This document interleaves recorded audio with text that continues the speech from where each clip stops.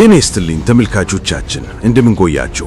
ለዛሬ ያሰባሰብናቸውን በአራቱም አቅጣጫ የተፈጸሙትን የፋኖ ትንተናዎችንና ሌሎች አስደሳች የፋኖ የድል ዜናዎችን በዚህች አጭር ደቂቃ ልናሰማችሁ ተዘጋጅተን ቀርበናል። ቪዲዮውን ላይክ በማድረግና ኮሜንት ላይ ድል ለፋኖ በማለት እንዲሁም ለሌሎች እንዲደርስ ሼር በማድረግ ጀምሩት። ምክንያቱም ለአማራ ፋኖ ይገባዋልና። ከአጫጭር መረጃዎች እንጀምር። በደብረ ማርቆስ ከተማ ከቀኑ 5 ሰዓት 206ኛ ኮር 24ኛ ክፍለ ጦር በወሰደው መብረቃዊ ጥቃት ኮማንደር ቢያልፎ መኮንን ጨምሮ 4 ፖሊሶች ተገደሉ።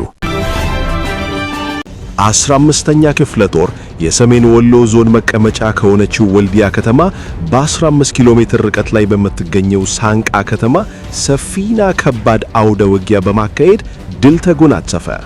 ዝርዝር መረጃ ይዘናል፣ ተከታተሉን። አፋብን ምኒልክ ዕዝ 106ኛ ኮር 34ኛ ክፍለ ጦርና 22ኛ ክፍለ ጦሮች የጠላትን የጥፋት እንቅስቃሴ በማደናቀፍ ድል አስመዝግበዋል። ዝርዝር ዜና አለን፣ ተከታተሉ። ምኒልክ ዕዝ 104ኛ ኮር 25ኛ ክፍለ ጦር ወሬሉ ከተማ ዙሪያ የፋሺስቱን አገዛዝ የምርጫ እንቅስቃሴ በመግታት ድል አስመዝግቦ ዝርዝር አለን፣ ተከታተሉ። የ206ኛ ኮር ከሌሊቱ 8 ሰዓት በደብረ ማርቆስ ከተማ በተለያዩ ቦታዎች በፈጸመው የቦምብ ጥቃት በፓትሮል ላይ የነበሩ 5 አድማ ብተናዎች ተደምስሰዋል። በዝርዝር ይዘነዋል።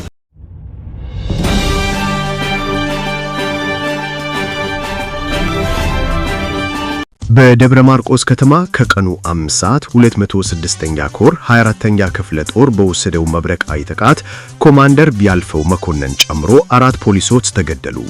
በደብረ ማርቆስ ከተማ አማክብር ከተማ ልዩ ቦታው ቄስ ሰፈር ተብሎ በሚታወቀው ቅዱስ ጊዮርጊስ ቤተክርስቲያን አካባቢ የምርጫ ማስፈጸሚያ መዝገብ ይዘው ማህበረሰቡን በማስገደድ ላይ በነበሩ ፖሊስና ካድሬዎች ላይ 206ኛ ኮር 24ኛ ክፍለ ጦር ስናን አባጂሚ ሻለቃ በፈጸመችው መብረቃዊ ጥቃት ኮማንደር ቢያልፈው መኮንን የአማክብር ከተማ ሰላምና ደህንነት ኃላፊ ከዚህ በፊት የሸበል በረንታ ወረዳ አስተዳዳሪ የነበረውን ጨምሮ 4 ፖሊሶች ሲገደሉ የአማክብር ከተማ አስተዳዳሪና 2 ፖሊሶች ከባድ ቁስለኛ ሆነው ደብረ ማርቆስ ሆስፒታል ወድቀዋል።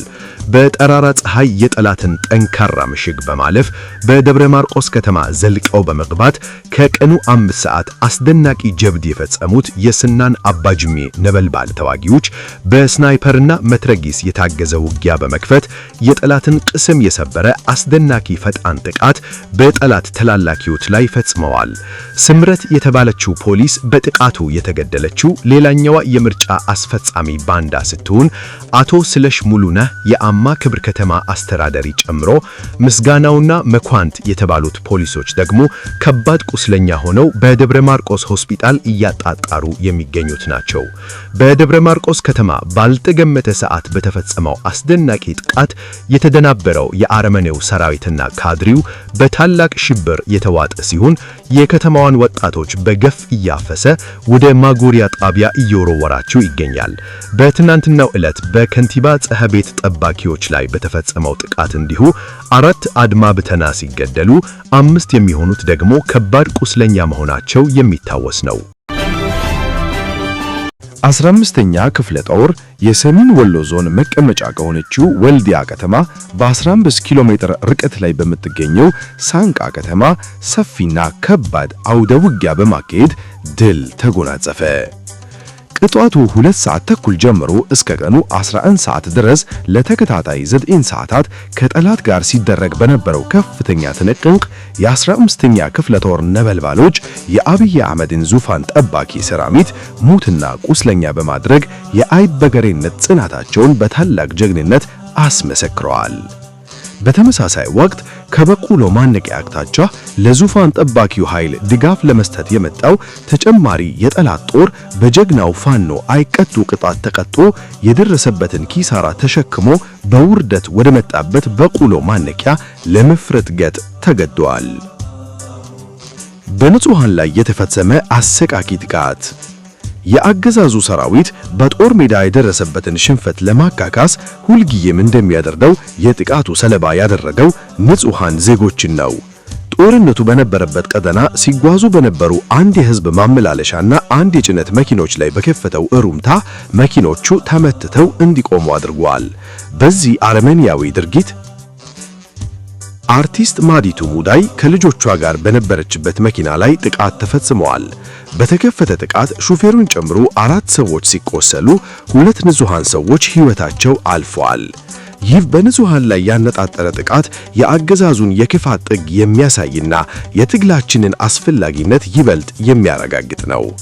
በጀግናው 15ኛ ክፍለ ጦር በውጊያው 3 ክላሽ፣ 5 ሳጥን የብሬን ተተኳሽ፣ 260 የዲሽካ ተተኳሽ፣ 470 የክላሽ ተተኳሽ እንዲሁም 6 የወገብ ትጥቅ ማርኳል።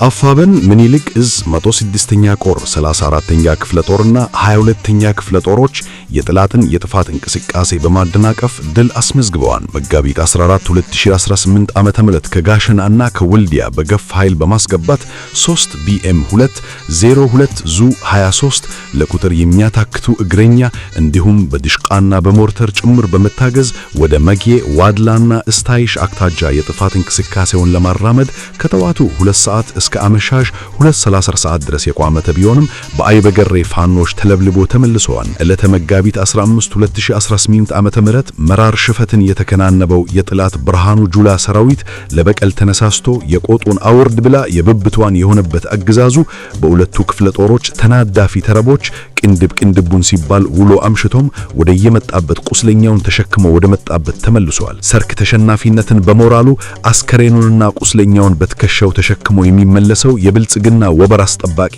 ጥምር ሰራዊት ተብሎ የሚጠራው ኃይል ዛሬም የዘወትር የጥፋት እጆቹን ተሸንፎ ሲመለስ በሲቪሊያን አማሮች ላይ ሰንዝሮ ጥፋት ፈጽመዋል። በወይዘሮ ጥሩ ሰጠኝና በአቶ ሲሳይ አበራ የተባሉ ግለሰቦችን ከመኖሪያ ቤታቸው ድረስ ዘልቆ በመግባት ረሽኗቸዋል።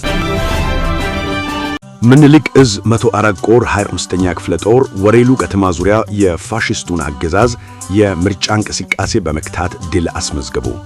ፋሽስቱ አገዛዝ ብልጽግና ዕድሜውን ለማራዘም በማሰብ ያሰበውን ምርጫ ፋኖ ምክንያታዊና ፍትሃዊ የሆነ ትግል እንደሚያደርግ የገለጸ ሲሆን የምኒልክ ዕዝ አሃዶች የተጠናናና የተጠናከረ ተጋድሎ እያደረጉ ይገኛሉ።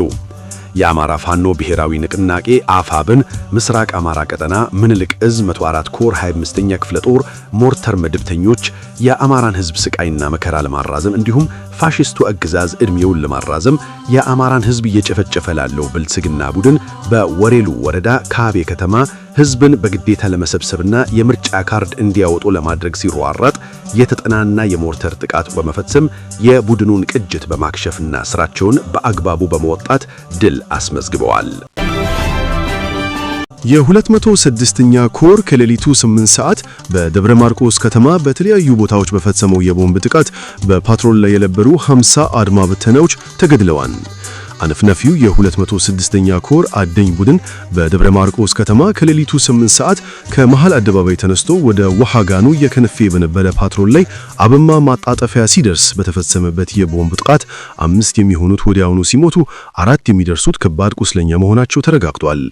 በተመሳሳይ ሰዓት በባክተራ አካባቢ በሚገኘው የምዕራብ ጎጃም ዞን ንግድ ጽሕፈት ቤት ኃላፊ በሆነው በአቶ ሀገሪ መኖሪያ ቤት የቦምብ ጥቃት የተሰነዘረ ሲሆን በደብረ ማርቆስ ከተማ ከንቲባ ቢሮ እንዲሁ ተመሳሳይ የቦምብ ጥቃት ተደርጓል። ይህ በእንዲህ እንዳለ በከተማዋ በተፈጠረ የነዳጅ እጥረት የዋጋ ግሽፈት ያሻከበ ሲሆን በከተማ አገልግሎት ሰጪ ታክሲዎች ማህበራት የተቃውሞ ንቅናቄ መጀመሩ ታውቋል።